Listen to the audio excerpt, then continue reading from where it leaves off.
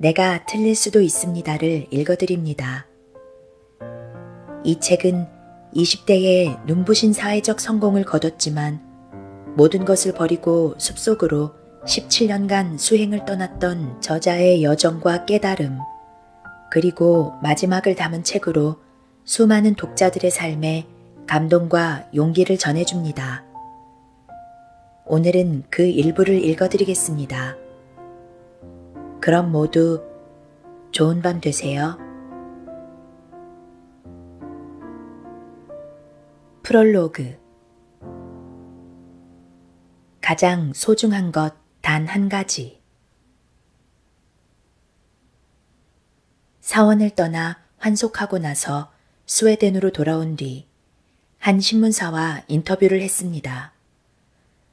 그들은 제 남다른 인생 여정을 자세히 알고 싶어 하더군요. 특히 왜 출세 가도를 달리던 삶을 버리고 머리를 깎고 밀림으로 들어가 낯선 사람들과 지냈는지 궁금해했습니다. 대화를 나누다가 기자가 핵심을 찌르는 질문을 하나 던졌습니다. 17년 동안 승려로 살면서 배운 가장 중요한 가르침은 무엇입니까?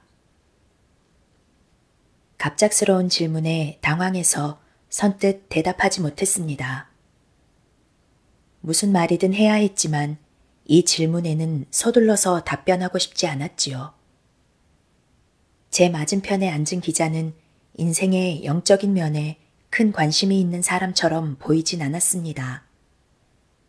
제가 승려로 살면서 포기했던 것을 다 알려주면 충격받을 게 뻔했지요. 수행하는 동안 저는 돈 한 푼 쓰지 않았고 선교나 자위도 하지 않았으며 텔레비전이나 소설책을 접하지도 않았습니다.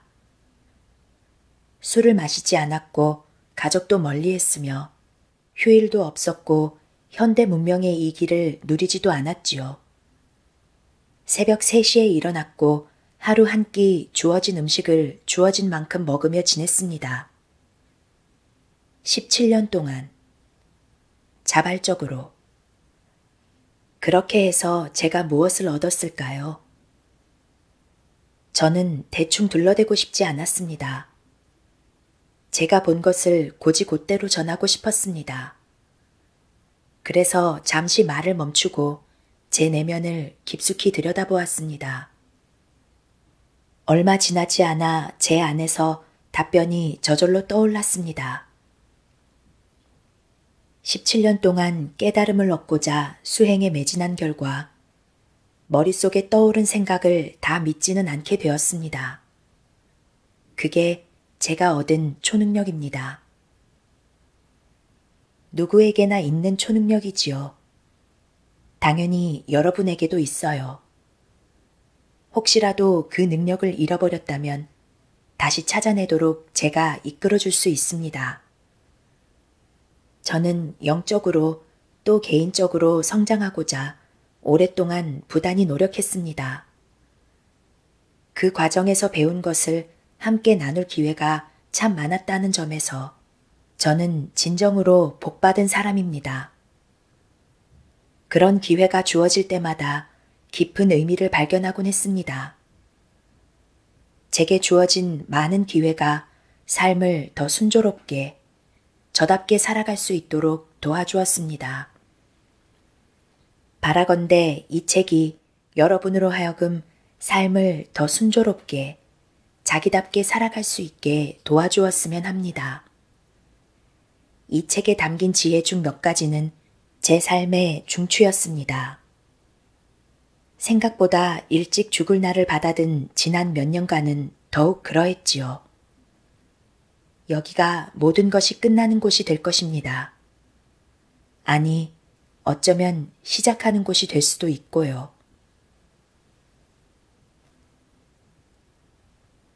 알아차리다. 8살 때였습니다. 스웨덴 남동부 해안에 있는 칼스크로나 외곽의 한 섬에 자리 잡은 할머니 댁에서 평소처럼 제일 먼저 일어난 뒤 혼자 어슬렁거리며 동생 닐스가 일어나길 기다렸지요. 그런데 부엌 창문을 바라보던 저는 우뚝 멈췄습니다. 제 안에서 들끓던 온갖 소음이 순식간에 가라앉았습니다. 사방이 고요해졌습니다. 창턱에 놓인 크롬 토스터가 너무 멋져서 저는 숨 쉬는 것도 잊었습니다. 시간도 멈추었지요. 아침 햇살을 받아 모든 게 아른아른 빛나는 것 같았습니다. 연푸른 하늘에서 솜털구름 한 쌍이 미소를 지었습니다. 창밖에 우뚝 솟은 자작나무가 반짝이는 이파리를 흔들었습니다. 어디를 봐도 눈부시게 아름다웠습니다. 그때는 제가 느낀 것을 언어로 표현하지 않았는데 지금은 왠지 하고 싶습니다. 마치 온 세상이 제게 집에 온 걸 환영해 라고 속삭이는 듯 했습니다. 이 행성에서 난생 처음으로 마음이 더할 수 없이 편안했습니다. 아무 생각 없이 지금 여기에 온전히 존재하고 있었지요. 눈물이 고이고 가슴이 따뜻해졌습니다. 지금 생각해보면 그것이 감사가 아니었을까 싶어요. 그 기분이 영원히, 적어도 아주 오랫동안 지속되길 간절히 바랐습니다. 물론 그 바람은 이뤄지지 않았지요. 그래도 그날 아침의 기억은 어제 일처럼 아주 생생합니다. 저는 마음 챙김이라는 용어가 편치 않습니다. 한순간도 마음이 진정으로 충만하다고 느껴본 적이 없거든요.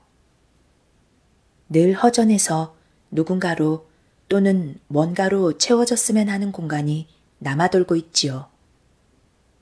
제가 추구하는 건 의식적 현존 상태, 즉 지금을 온전히 의식하며 살아가는 것입니다. 하지만 그렇게 표현하면 마치 조금도 긴장을 풀면 안 되는 힘든 일처럼 들립니다. 그런 이유로 저는 알아차림이라고 말하는 게 더 좋습니다. 우리는 점차 알아차리며 그리고 알아차린 채로 머무르며 알아차림과 하나가 됩니다. 칼스크로나에서 토스터 옆에 서 있던 그날 아침, 제게도 알아차림이 일어났습니다. 그 느낌을 표현하자면 뭔가 부드러운 것에 포근히 기대는 듯한 기분입니다. 생각, 느낌, 신체 감각 등 모든 것이 있는 그대로 존재합니다. 그 안에서 우리는 더 큰 존재가 됩니다. 우리 내면과 주변 세상에서 미처 의식하지 못하던 것들을 더 많이 알아차리게 됩니다. 그것은 보이지 않아도 언제나 여러분 곁에 있는 친구처럼 굉장히 친밀하게 느껴집니다.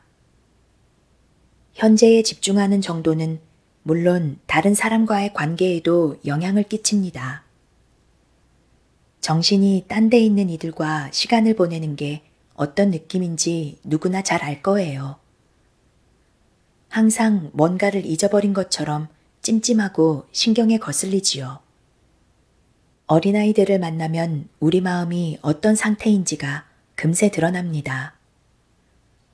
아이들은 우리가 그 순간에 온전히 존재하는지 아닌지에 대단히 민감합니다. 그래서 우리가 거짓으로 즐거운 양 꾸미거나 함께 있으면서도 딴 생각을 하면 귀신같이 알아차리지요. 동물도 마찬가지입니다. 하지만 우리가 현재에 온전히 집중한다면 뇌리를 스치는 온갖 사소한 생각에 마음을 뺏기지 않는다면 사람들은 우리와 함께 있는 순간을 훨씬 더 즐거워합니다. 우리를 믿고 따르며 우리에게 관심을 기울이지요. 그때 우리는 주변 세상과 완전히 다른 방식으로 연결됩니다. 이미 다 아는 얘기라서 진부하게 들릴지도 모르겠습니다. 하지만 다 아는 사실이라도 완전히 잊어버린 채 살아가는 사람들은 얼마든지 있습니다. 겉으로 영리하고 그럴듯해 보이는데 집착하느라 현재에 진정으로 존재하는 것이 얼마나 중요한지 잊고 사는 것입니다. 가만히 있어도 불편한 삶. 대학교를 골라갈 수 있을 만큼 좋은 성적으로 졸업했지만 딱히 장래 계획이 있는 것도 아니었습니다. 별 생각 없이 유망하다는 학위 과정을 몇 군데 지원했습니다. 공교롭게도 스톡홀름 경제대학에 입학시험이 시행되던 8월 스톡홀름에 머물고 있어서 시험을 치기로 했습니다. 금융과 경제를 공부해서 대기업에 취직하는 것은 아버지가 걸었던 길이었지요. 꼬박 하루에 걸쳐 여러 과목의 까다로운 시험을 치렀습니다. 다행히 시험을 제법 잘 봤는지 몇 달 뒤에 합격 통지서를 받았습니다. 다른 계획이 없었기에 입학해도 손해를 볼 일은 없을 것 같았습니다. 경제학은 언제나 유용해서 수많은 기회의 문을 열어준다고들 했으니까요. 하지만 스톡홀름 경제대학에 입학한 진짜 이유는 따로 있었습니다. 아버지가 저를 자랑스러워할 것 같았거든요. 23살 때인 1985년 봄에 학위를 받았습니다. 스웨덴의 노동시장이 호황을 누리던 시기였습니다. 기업체는 인재를 선점하려고 학교를 졸업하기도 전인 학생들을 채용했습니다. 5월의 어느 화창한 저녁, 스톡홀름 중심부인 스트란드베엔의 고급 식당에서 저는 중견투자은행가와 마주 앉아 있었습니다. 저녁 식사를 하면서 면접을 보는 자리였지요. 저는 총명한 인상을 심어주는 동시에 음식도 먹으려고 온 힘을 기울였습니다. 제게는 늘 쉽지 않은 일이었지요. 식사와 면접이 무사히 다 끝나고 악수를 하는데 면접관이 말했습니다. 이보게, 자네는 분명히 다음 면접을 보러 런던 본사로 오라고 요청받을 걸세. 그런데 그 전에 자네에게 충고 한마디 해도 되겠나? 예, 얼마든지요. 런던에 내 동료들과 면접을 볼 때는 업무에 좀 더 관심이 있는 척하게. 그분이 어떤 의미로 하는 말씀인지는 물론 알아들었지만 막상 누군가가 저를 이렇게 꿰뚫어보자 당황하고 말았습니다. 당시 저는 다른 제 또래 젊은이들처럼 어른이 된다는 것이 뭔지 알아내려고 애쓰고 있었습니다. 그러려면 결국 어설픈 대로 전력을 다하는 수밖에 없었지요. 때로는 관심이 없는 일에도 관심이 있는 신용을 해야 할 때도 있었습니다. 그날 밤엔 제 연기력이 상대의 기대에 미치지 못했나 봅니다. 그래도 일이 잘 풀려서 저는 몇 곳에 더 합격했고 얼마 뒤 일을 시작했습니다. 그로부터 몇 년이 지난 5월 어느 일요일 오후 스웨덴에서 가져와 여기저기 긁힌 자국이 있는 붉은색 이케아 소파에 누워있는데 열린 창문으로 따뜻한 바닷바람이 살살 불어왔습니다. 거대 다국적 기업의 에스파냐 지사에서 근무하고 있던 때였습니다. 회사에서 차량을 지원해 주었고 전담 비서도 있었습니다. 출장 다닐 땐 비즈니스석을 이용했습니다. 해변에 멋진 집도 있었지요. 2달 뒤엔 당시 스웨덴 최대의 가스업체였던 AGA 자회사의 역대 최연소 재무담당 최고 책임자가 될 예정이었습니다. AGA 사보에 제 특집 기사가 실릴 정도였으니 겉보기엔 확실히 성공 가도를 달리고 있었어요.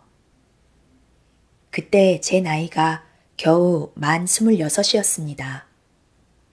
주변에서 볼 때는 그림처럼 완벽한 인생이었습니다. 하지만 겉보기에 성공한 사람 대부분이 결국엔 깨닫게 되지요. 성공이 행복을 보장하지 않는다는 사실을요. 성공과 행복은 서로 다른 것이니까요. 다른 사람들의 눈에는 제가 인생을 능숙하게 살아나가는 것처럼 보였을 겁니다. 확실히 물질적으로나 직업적으로는 많은 것을 이룬 상태였습니다. 대학을 졸업하자마자 3년 동안 6개 나라를 돌면서 치열하게 일했습니다. 하지만 매 순간 엄청난 의지력과 자제력을 발휘해서 겨우 버텨낸 거였죠. 저는 여전히 속내를 숨기고 재무관리에 관심이 있는 척 했습니다. 우리는 무언가에 진심이 아니더라도 열심히 흉내를 내면 생각보다 무척 오래 버틸 수 있거든요. 하지만 자제력만으로 더는 해낼 수 없는, 아니, 해내고 싶지 않은 날이 옵니다. 한 사람의 일상에서 대부분을 차지하는 일은 우리 존재의 더 깊은 부분에 자양분과 활력을 공급해야 합니다. 그런 유형의 자양분은 흔히 성공해서 얻을 수 없습니다. 오히려 함께 일하는 사람들과 끈끈하게 이어져 있다는 느낌에서, 자신의 업무가 의미 있고 자기 재능이 어떤 식으로든 세상을 바뀌게 한다는 느낌에서 나오지요. 제 경우에는 일하러 나가려고 빈틈없이 차려입고 반짝거리는 서류 가방을 집어들면 마치 연극에 출연하려고 분장한 것 같았습니다. 아침마다 거울 앞에서 타이를 메고 엄지를 치켜 세우며 이렇게 말하곤 했죠. 자, 오늘도 신나게 시작해볼까? 하지만 속으론 이렇게 중얼거렸습니다. 기분이 별로야. 일하러 가기도 싫고, 일 생각만 하면 왜 이렇게 불안하지? 마음 한구석엔 늘 의심이 회오리처럼 몰아치는 것 같아. 내가 준비를 제대로 했을까? 기대에 부응할 수 있을까? 상사들이 나를 언제쯤 꿰뚫어 볼까? 내가 그냥 경제에 관심이 있는 척하고 있다는 걸 언제쯤 알아차릴까? 붉은색 소파에 멍하니 누워있던 그때 그런 의심이 평소보다 더 세차게 밀려드는 것 같았습니다. 문득 스톡홀름 경제대학에서 공부했던 책에 한 대목이 떠올랐습니다. 대기업 재무 담당자의 주요 동기는 무엇인가? 바로 주주의 이익을 극대화하는 것이다. 그 순간 저는 제가 주주의 이익에 아무런 관심이 없다는 사실을 깨달았습니다. 그게 나한테 무슨 의미가 있지? 내가 주주를 한 사람이라도 만난 적이 있나? 설사 만났다 해도 내가 왜 그 사람들의 재산을 최대한으로 불리는데 전력을 기울여야 하지? 머릿속은 그 주에 처리할 업무를 생각하느라 분주했습니다. 제 역량으론 도저히 감당하지 못할 것 같은 일도 있었습니다. 경영진 회의에서 마드리드 외곽의 탄산 공장 증설 안건에 대해 의견을 제시해야 했고, 스웨덴 본사에 분기 보고서도 제출해야 했지요. 아직 여유를 즐길 수 있는 일요일 오후였지만 마음속에는 다가올 업무 때문에 불안이 가득해 가만히 있어도 쉬는 것 같지 않았습니다. 그게 어떤 기분인지 다들 알 겁니다. 그런 정신 상태에서는 모든 생각이 시커먼 필터를 통과하는 것과 같습니다. 무엇을 떠올리든 불안과 걱정, 허탈감과 무력감으로 이어집니다. 그때 제 마음이 말했습니다. 어떻게 하면 이런 기분에서 벗어날 수 있을까? 여기 누워서 암울한 생각만 계속하고 있어봤자 나한테 좋을 게 하나도 없잖아. 문득 그때 읽던 책이 떠올랐습니다. 실은 이미 3번째 읽고 있던 책이었지요. 상당히 난해한 내용이라 3번이나 꼼꼼하게 읽었는데도 30에서 40% 정도밖에 이해하지 못한 듯 했습니다. 선과 모터사이클 관리술이라는 책이었습니다. 사실 이 책은 선종불교를 다룬 것이 아니었습니다. 그렇다고 모터사이클 정비 기술을 담은 것도 아니었어요. 모호하고 어렵기도 했지만 그 안에 담긴 사상이 신선하게 다가왔습니다. 그 중에서 제가 어렴풋이 이해한 내용을 한 구절 꼽자면 다음과 같습니다.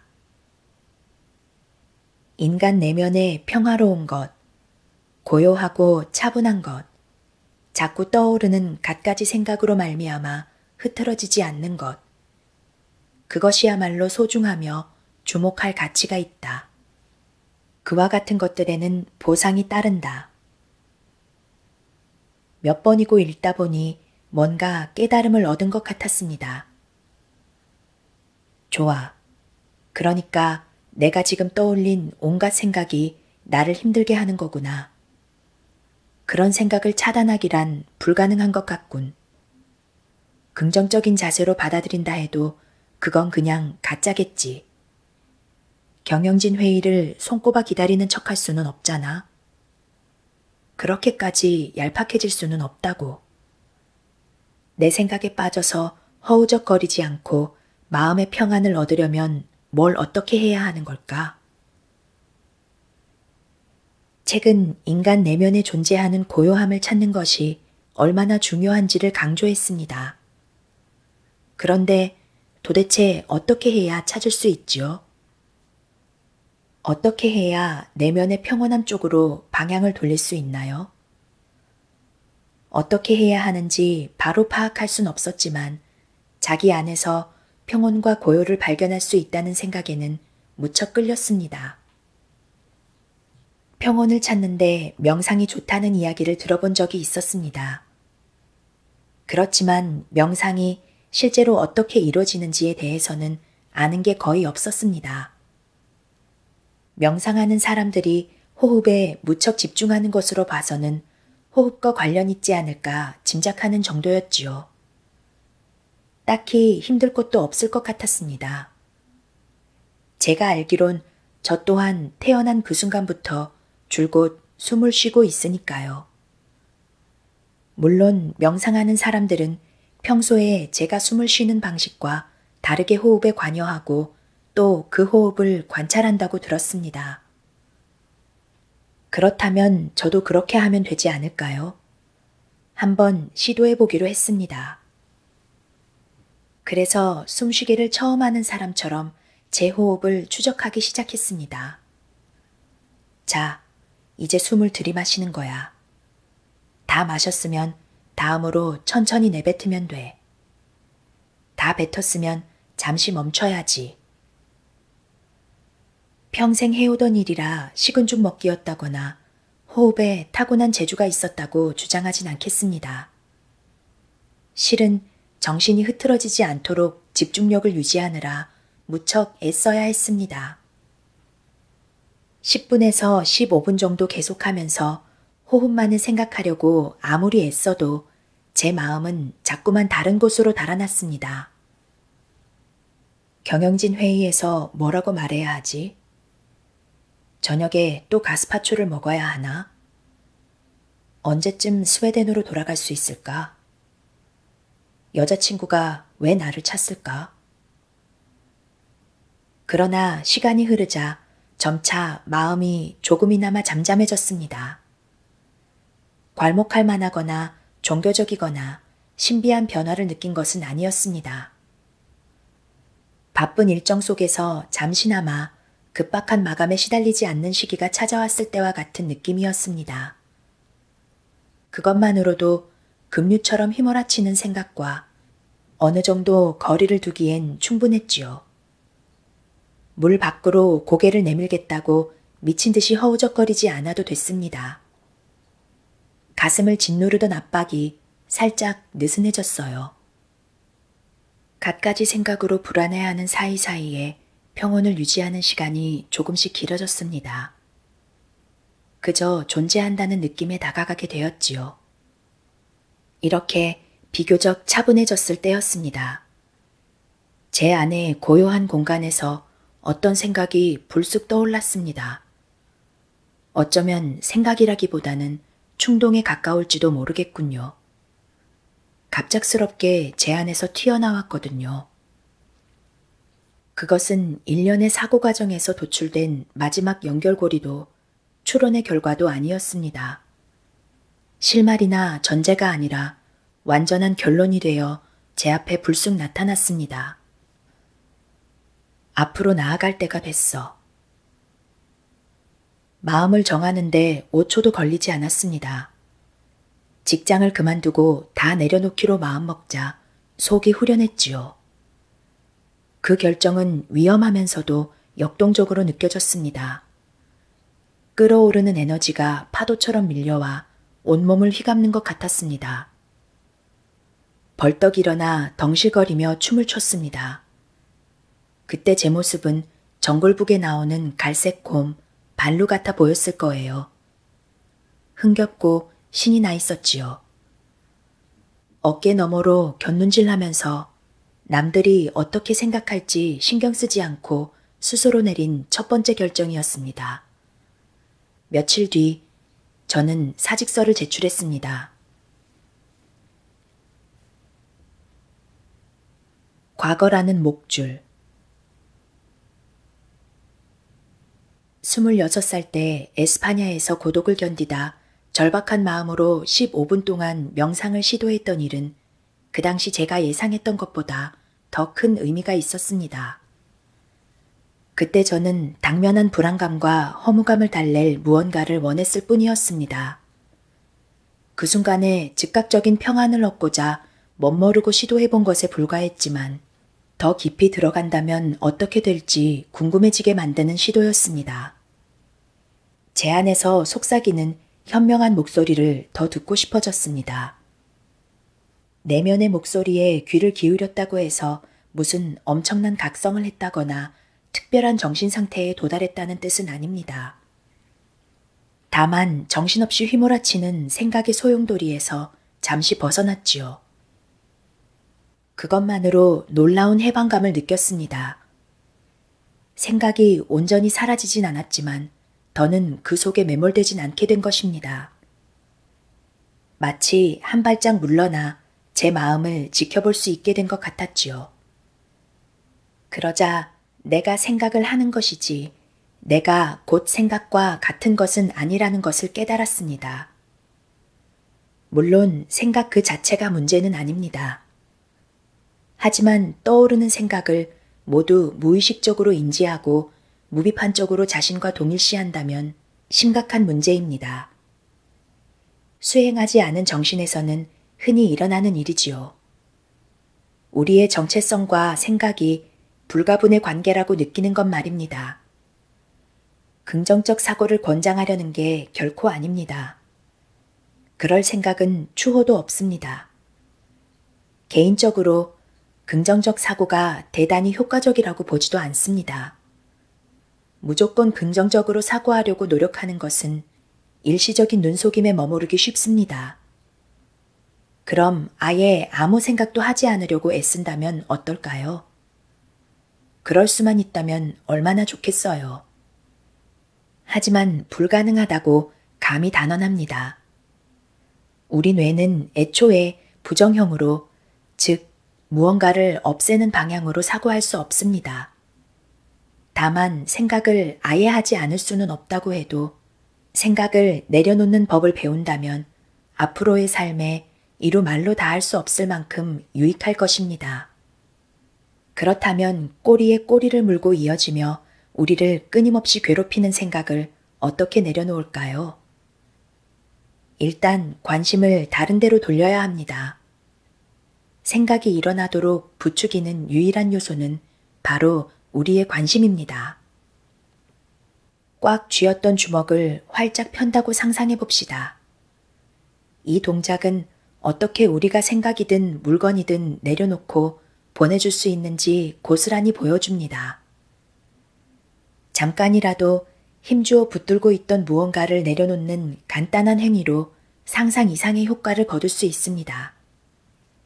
가령 나를 계속해서 괴롭히던 고민 대신 호흡처럼 덜 복잡한 신체 활동으로 관심을 의식적으로 돌린다면 내면의 혼란에서 잠시 벗어나 여유를 찾는 동시에 치유 효과도 누릴 수 있지요.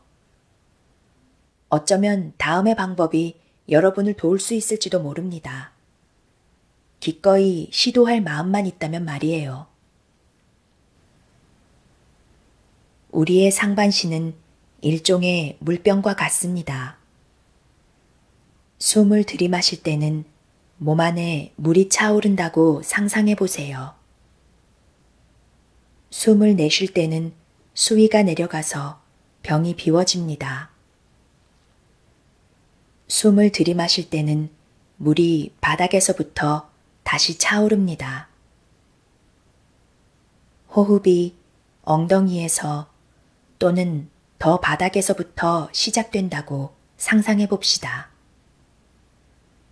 그런 다음 물이 배를 지나 가슴과 목까지 차오르는 기운을 느껴보는 겁니다.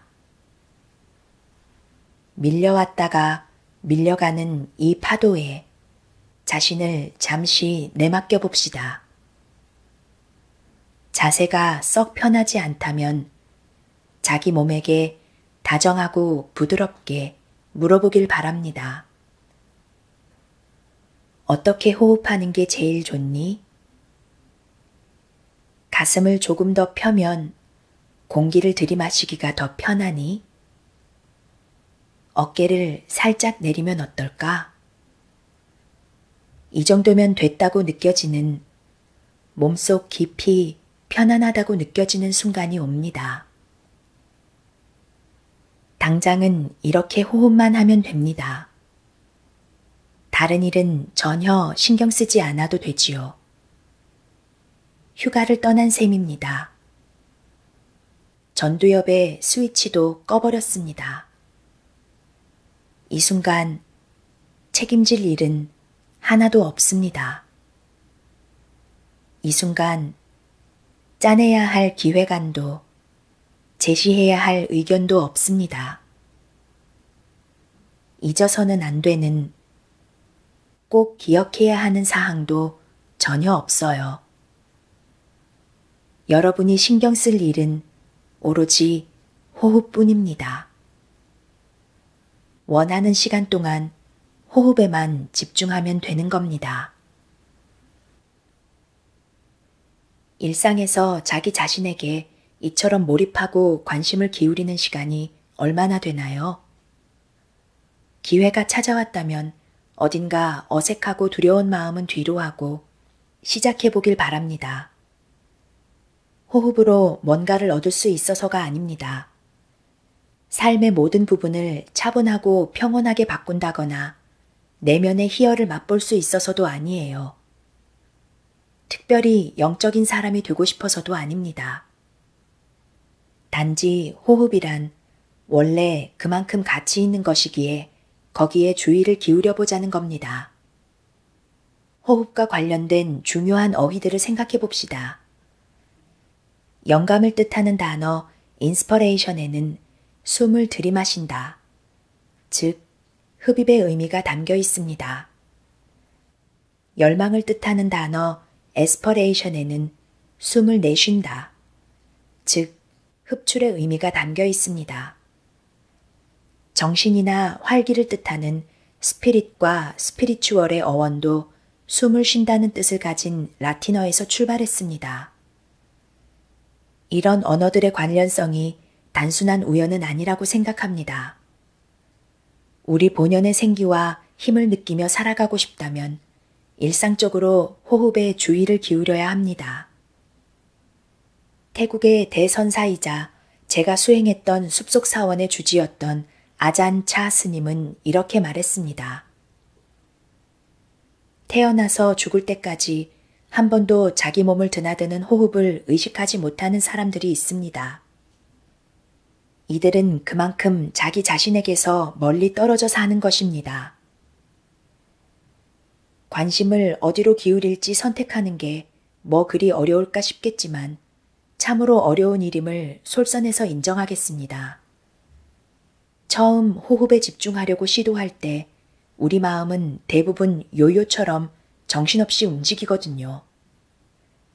몇 차례 호흡을 따라가는가 싶다가도 사소한 일에 주의력이 흐트러지고 맙니다. 그러면 우리는 참을성 있게 관심의 끈을 다시 당겨야 합니다. 당기고 또 당기기를 몇 번이고 반복해야 하지요.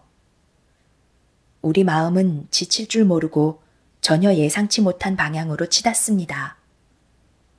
하지만 우리 역시 집중력이 흐트러질 때마다 결국 또 길을 잃었다는 것을 알아차립니다. 그럴 때마다 우리가 해야 할 일은 자신을 꾸짖거나 이번에는 어느 정도 해냈는지를 평가하는 것이 아닙니다.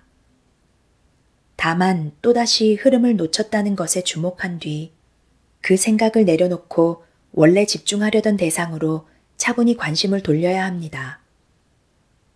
중간에 그만두고 싶을 수 있습니다. 하지만 꿋꿋이 버틸 만한 가치가 있지요. 호흡에 집중할 수 있게 된다는 건 개개인의 삶에선 별로 돋보이지 않는 몸짓일지라도 인류의 집단적 알아차림이라는 진화적 측면에선 꼭 필요하고도 귀중한 단계이기 때문입니다. 태고적부터 어느 종교에서든 차분히 내면의 귀를 기울여야 한다고 강조해 왔습니다. 그 중요성은 불교나 명상에만 국한된 것이 아닙니다. 오히려 이것은 인간답게 존재하기 위한 일입니다. 우리는 누구나 생각을 내려놓을 능력이 있습니다. 관심을 어디로 돌릴지, 또 우리에게 해를 끼치는 일에 얼마 동안 관심을 기울일지 선택할 능력도 있지요. 여러분에게도 당연히 그런 능력이 있습니다. 다만 약간의 연습이 필요할 뿐입니다. 그 잠재된 능력을 무시하거나 아예 잃어버린다면 우리 삶은 여태까지 몸에 깊이 밴 행동과 관점에 좌우됩니다. 모든 결정을 습관적으로 내리게 되지요. 이를테면 과거에 목줄이 묶여 끌려다니는 것이나 마찬가지이지요. 결국 우리는 같은 트랙을 계속해서 돌고 또 돌게 됩니다. 그런 삶은 자유롭지 않습니다. 그 안에는 존엄도 품위도 없습니다. 그렇다면 목줄을 끊어내기가 쉬울까요? 쉽지 않습니다. 그래도 최선을 다할 만한 가치가 있을까요? 물론이지요.